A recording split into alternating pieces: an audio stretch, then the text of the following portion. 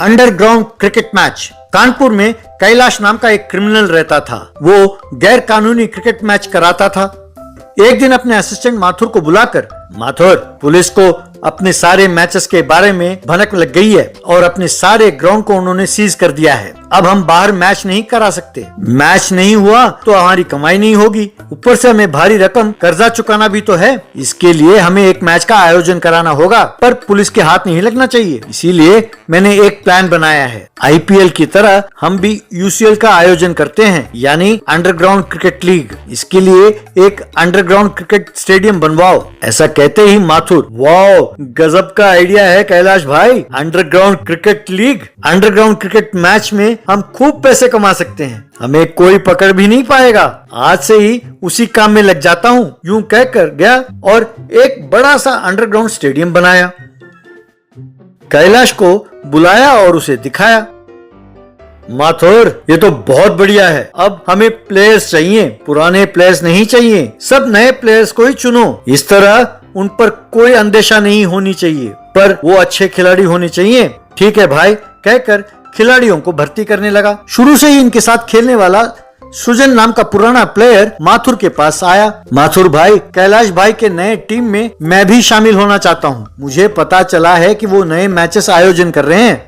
नहीं सृजन, इस बार किसी पुराने खिलाड़ी को हम नहीं ले रहे हैं, सब नए हैं। वैसे भी अब तुम्हारा परफॉर्मेंस कोई खास नहीं रहा, बिल्कुल बेकार है। पिछले मैच में तो 0 था। यूं समझो कि तुम रिटायर हो चुके हो। क्रिकेट खेलने के अलावा कोई और काम हो तो देख लो, या फिर मेरे पास ऐसा कोई काम हुआ तो तुम्हें बताऊंगा। या फिर एक काम करो, तुम्हारे पास कोई नया खिलाड़ी हो तो बताओ, उसे हम शामिल कर लेते हैं। कहकर उसे भेज दिया। सृजन को बहुत गुस्सा आया।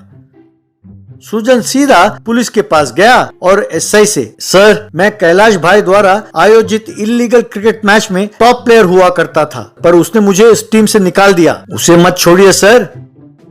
ये तो ठीक है, पर आजकल वो मैच कंडक्ट नहीं कर रहा है ना। उसके सारे ग्राउंड को तो हमने सीज कर दिया है। वो हमसे डर कर कहीं भाग गया है। नहीं सर, वो कहीं नहीं भागा। वो डरने वालों में से नहीं है सर। अभी यहीं पर आपके आंखों में धूल झोंक कर वो मैच कंडक्ट करने वाला है, पर मैं अभी ये नहीं जानता कि वो कहाँ है। पर उसे जानने का मौका है सर, क्योंकि उसमें सब नए खिलाड़ियों को ही उन्होंने भर्ती किया है। आप भी प्लेयर बनकर आ गए तो उस टीम में आप शामिल हो सकते हैं। वो दैट्स अ गुड आइडिया। मैं भी अपने कॉलेज की टीम में क्रिकेट खेला करता था, चलो उसके साथ खेलते हैं।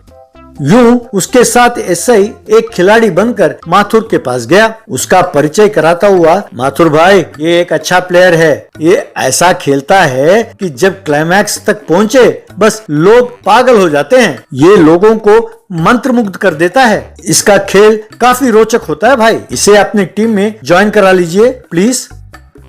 सृजन, ऐसे खिलाड़ी ही चाहिए मुझे। खेल जितना रोचक होगा उतना मजा आएगा। ऊपर से इस पर अपना बेटिंग भी चला तो और मजा आएगा। यूं समझो पैसा ही पैसा।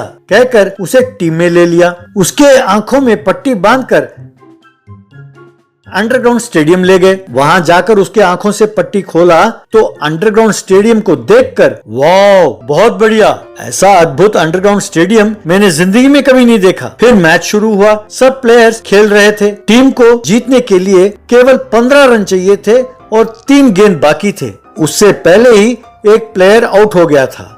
तब एसआई आया। एसआई 3 गेंदों में 3 छक्के मारे और मैच जीत गए।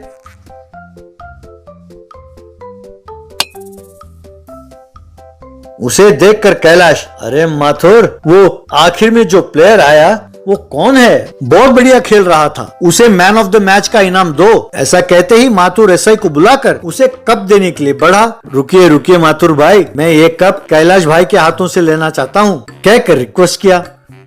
इसे कहते हैं इज्जत करना। नए खिलाड़ी हो पर सही जा रहे हो कैलाश भाई। ये लड़का आपके हाथों से ही कप लेना चाहता है, आइए आप ही दीजिए।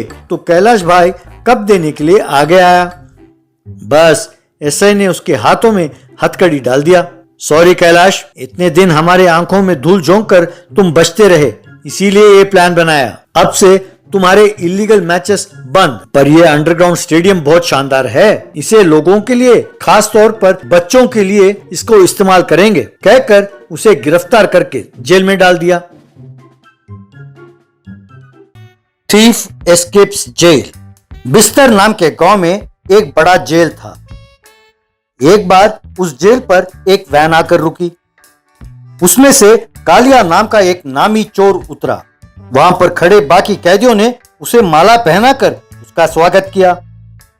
एक कैदी, कालिया दादा, आपका स्वागतम सुस्वागतम। आपके बारे में सुना तो बहुत था, पर सपने में भी नहीं सोचा था कि आपसे यूं लाइव मुलाकात होगी। आपके साथ इस जेल की जिंदगी बिताना हमारे लिए सौभाग्य की बात है दादा।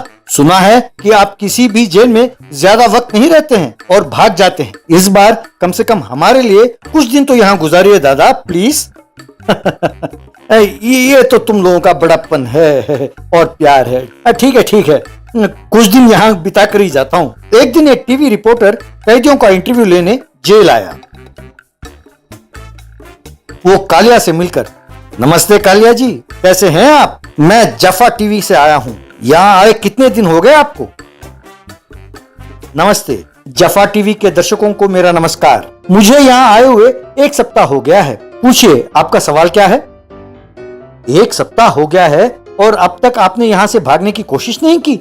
इससे पहले आपके भागने की कोशिश में कभी जेल के लैट्रिन से, कभी जेल के किचन में और कभी जेल के मैदान में ऐसे आप बाहर निकले हैं, है ना? हार से ही जीत की शुरुआत होती है सर। वैसे यूं अपना प्लान में टीवी में बताना ठीक नहीं होगा। अपना अगला सवाल पूछिए। आप यूं चोर कैसे बने? उसका क्या कारण है?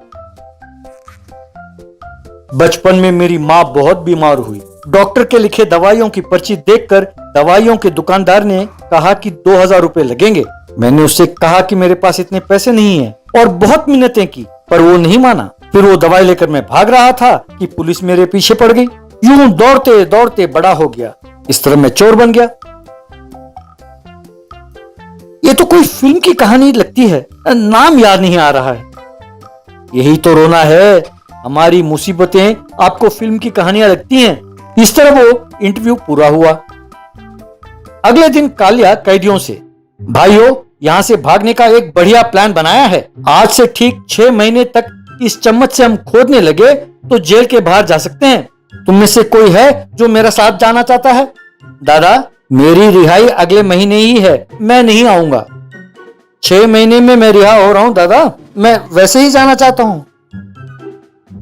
दादा, दिल तो मेरा बहुत कर रहा है कि मैं आपका साथ दूं, पर पहले कभी एक बार भी आप कामयाब नहीं हुए, इसीलिए मैं झिझक रहा हूं। पकड़े गए तो फिर 2 साल और बिताने पड़ेंगे जेल में।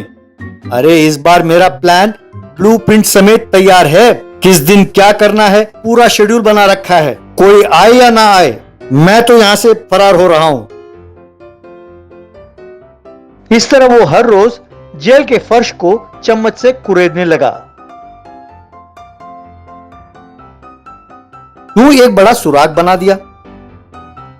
बाद में धीरे धीरे सुरंग बनाता गया।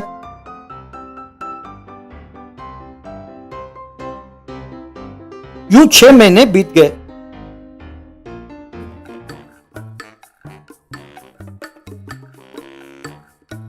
एक दिन, वाह, आज मेरा प्लान कामयाब होने वाला है।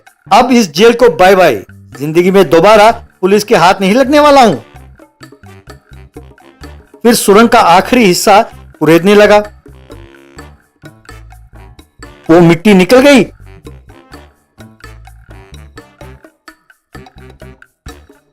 तो उस एक सुराग से बाहर उठा। हे, अब बस बाहर निकल गया हूं। अब मैं आजाद हूं। 6 महीने का मेहनत आज रंग लाया है। I am a free bird now. I am a free bird now. I am a free bird now. बाहर निकलकर देखा तो वो एक पुलिस थाने पर था। एसआई ने उसे पकड़कर, क्यों कालिया, फिर से भागने की कोशिश कर रहे हो? हाँ? तुम ऐसे ही कोशिश करते रहे तो एक दिन गिनीज बुक में तुम्हारा नाम आना निश्चित है, कहकर सब पुलिस वालों ने उसको खूब मारा। कालिया फिर जेल में चला गया।